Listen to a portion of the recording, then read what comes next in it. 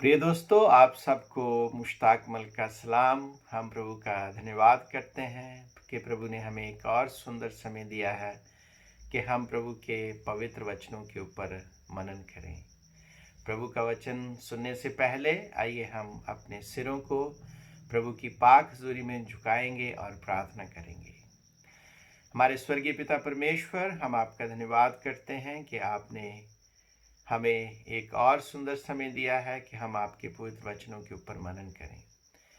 होने दे प्रभु कि मेरे मुंह की बातें और हम सबके मनों का मनन आपको ग्रहण योग्य हो। हमारी चट्टान, हमारे उद्धारकर्ता प्रभु यीशु मसीह के पवित्र नाम से मांग लेते हैं, आमीन।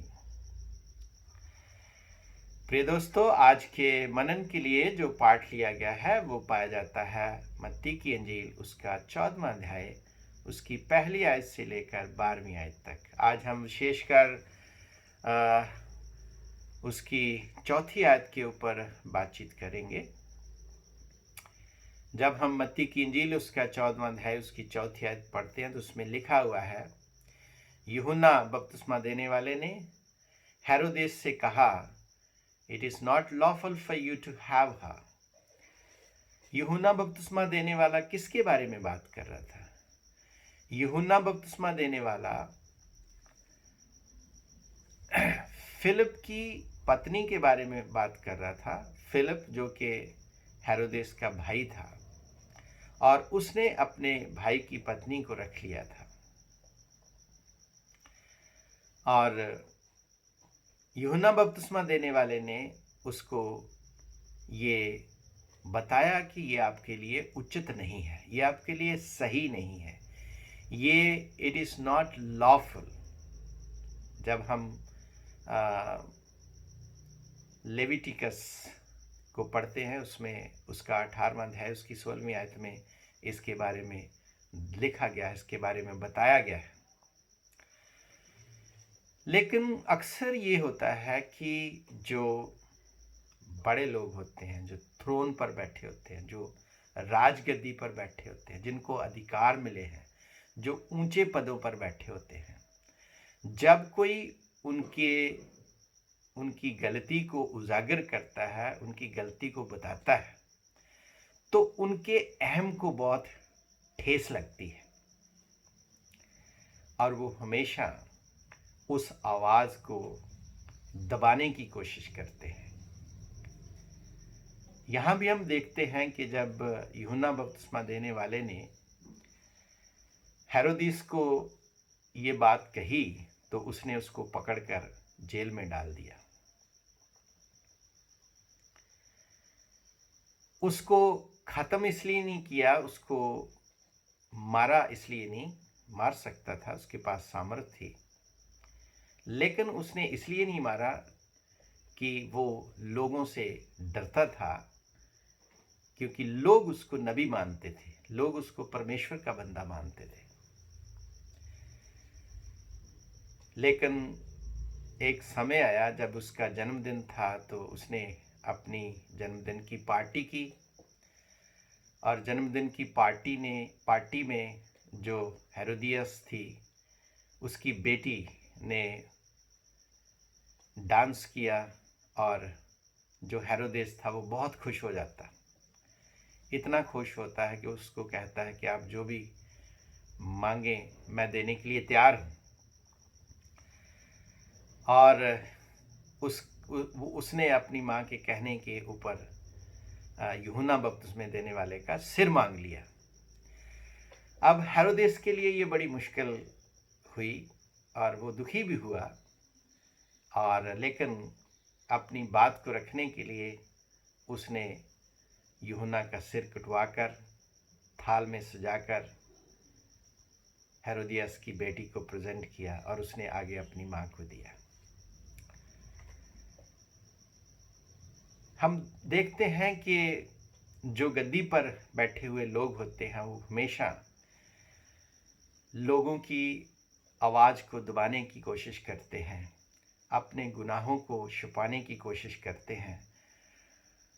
और ऐसा ही जो किस्सा हमें यहाँ देखने को मिलता है। मैं ये बात यहाँ इसलिए कह रहा हूँ क्योंकि जो परमेश्वर के लोग हैं उनकी ज़िम्मेवारी यही होती है, चाहे उनको उसके लिए अपनी जान की कुर्बानी भी क्यों ना देनी पड़े, लेकिन उनकी ज़िम्मेवारी ये होती है कि वो परमेश्वर का संदेश दें, वो परमेश्वर के सत्य को बयान करें। यही उनकी ज़िम्मेवारी है, यही उनका काम है। एक बार मैंने अपने टीचर से पूछा कि सर, क्या हमें बुरे को बुरा नहीं कहना चाहिए? क्योंकि लोग कहते हैं कि हमें हमेशा पॉजिटिव सोचना चाहिए और हमें हमेशा अच्छा बोलना चाहिए। तो उन्होंने मेरे को कहा कि मुश्ताक, क्या आप बुरे को बुरा नहीं तो क्या अच्छा कहोगे? गलत को गलत नहीं तो क्या सही कहोगे? तो इन शब्दों ने मेरे प्रश्न का उत्तर दे दिया कि सत्य यही है, सच्चाई यही है कि हम सही को सही और गलत को गलत कहें, बुरे को बुरा और अच्छे को अच्छा कहें। लेकिन दुख से कहना पड़ता है कि आज जिनके हाथों में पवित्र वचन है, जिनको परमेश्वर ने अपना वचन सुनाने के लिए चुना है, वो लोग गद्दी पर बैठे हुए लोगों की चापलूसी करते हैं। वो उनको वार्न नहीं करते हैं, परंतु चापलूसी करते हैं। और उसका कारण है उसी रीति से जैसे फूल को फूल कहना तो आसान होता है, लेकिन कांटे को कांटा कहना बहुत मुश्किल होता है। क्यों? क्योंकि जब हम फूल को फूल कहते हैं तो फूल को फूल कहने से हमें जो है और भी अच्छा इनाम मिलता है, लेकिन जब हम कांटे को कांटा कहते हैं तो कांटा हमें चुभता है, कांटा हमें नुकसान पहुंचाता है। इसलिए लोग हिम्मत नहीं करते हैं कि कांटे को कांटा कहें। फूल को फूल तो कह देते हैं, लेकिन कांटे को कांटा कहने की हिम्मत नहीं जुटा पाते। आज जब हम अपने समाज में भी देखते हैं तो गद्दी पर बैठे हुए लोग जब गलत काम करते हैं, जब लोगों के साथ अन्याय करते हैं, तो जो पत्रकार हैं, जो समाज का आईना होते हैं, जिनका काम है कि उन लोगों को आईना दिखाएं, वही चापलूसी में लग जाते हैं। कलीसियाओं में परमेश्वर के लोग जो गद्दी पर बैठे हुए लोगों के लिए आईना है, जिनका काम है कि वो सत्य बताएं, वही गद्दी पर बैठे हुए लोगों की चापलूसी करना शुरू कर देते हैं। वो डरते हैं, वो कांटे से डरते हैं कि कांटा कहीं उन्हें नुकसान ना पहुंचाए। लेकिन प्रभु ने इसीलिए तो आपको चुना है कि आप सही को सही और गलत को गलत कह सको। इसका दूसरा पहलू भी हम सारांश में ब्रीफली समझने का प्रयास करेंगे कि जो परमेश्वर का बंदा है वो बुरे को बुरा और गलत को गलत इसलिए नहीं कहता है कि वो नुकसान चाहता है। वो इसलिए कहता है कि बुरा करने वाला बुराई छोड़े, ठगी मारने वाला ठगी छोड़े, अन्याय करने वाला अन्याय करना छोड़ दे, ताकि समाज में एक अच्छा समाज बने जिसमें प्रत्येक व्यक्ति जो है वो जीवन पाए और बहुतायत का जीवन पाए।